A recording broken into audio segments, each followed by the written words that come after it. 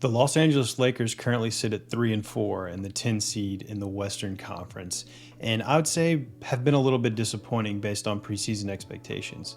These are three trades that I think they should make as soon as the players are eligible to be traded.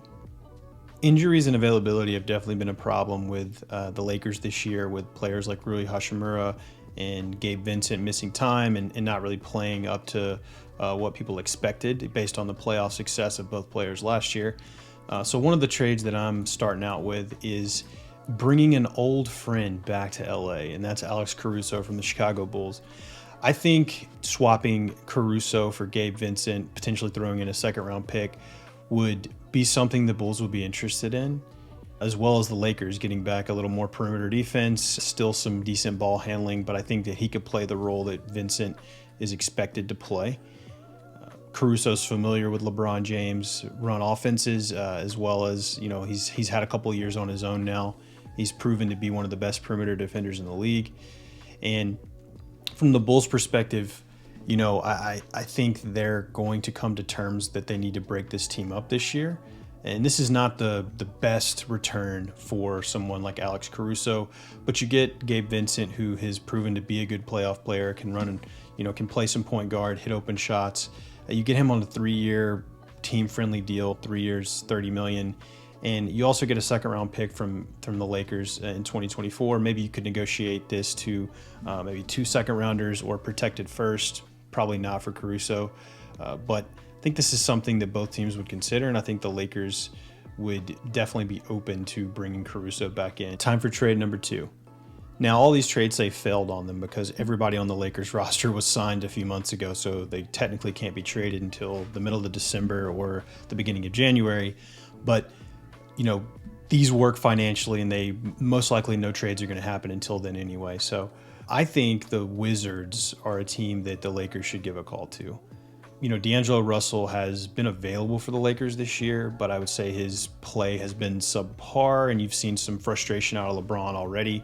They signed him to that deal, $17 million annual deal, as a trade chip anyway, in my opinion.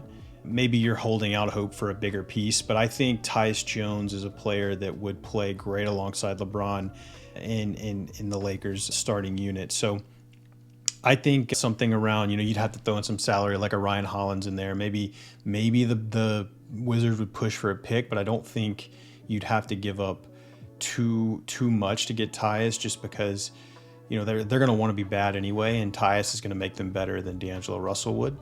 So I think you could probably get by with minimal pick capital going back. Also, too, Russell would become then an asset that they could flip in the offseason if he rebuilds some of his value on a tanking Wizards team by putting up some numbers. So I think it could be useful for the Wizards in a lot of ways. But Tyus Jones, he had those great years with the Grizzlies. He's not been too special with the Wizards yet, but that's mostly because Kuzma and Jordan Poole are taking a lot of the shots and hogging the ball a lot in Washington.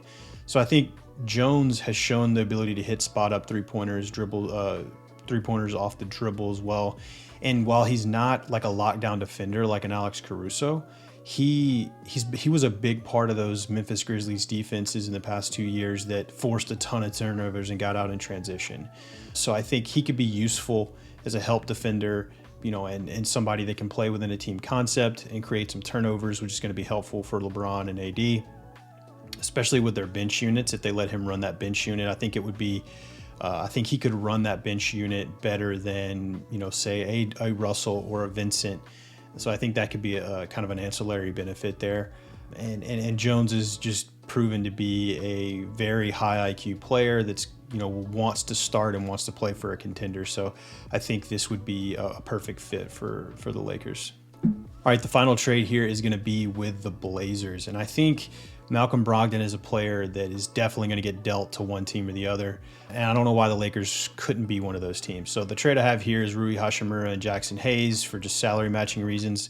Obviously, as I said, the players aren't eligible to be traded yet, but they will eventually. I think Rui started out slow. They signed him to this deal also to be able to trade, I think, in my opinion. And at the same time, you've got some wings there. I don't know that Rui is going to play as big of a role as a player like Brogdon would, especially in the postseason. And now that Scoot Henderson has been out for the Trailblazers, you've seen Brogdon in those 2 games against Memphis run the point and really produce a lot. Get some guys in some open looks as well as score himself. He's known to be a decent defender. I think he's the type of point guard that's played in multiple places that doesn't need the ball in his hands all the time. So he could play alongside LeBron. He could play alongside Austin Reeves and do just fine.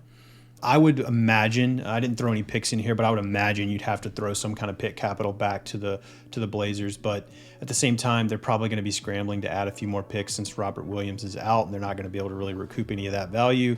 So maybe you could get by with like a lottery protected first for Brogdon. So it's definitely something that I would consider. And Brogdon's probably the prize piece of the possible trades for the Lakers. But let me know what you think. I mean, Brogdon is a good spot-up shooter. He's a high IQ defender. He can play without the ball. Let me know what you think about these 3 different options and which one would be the best, and if there's any additional ones that I didn't think of.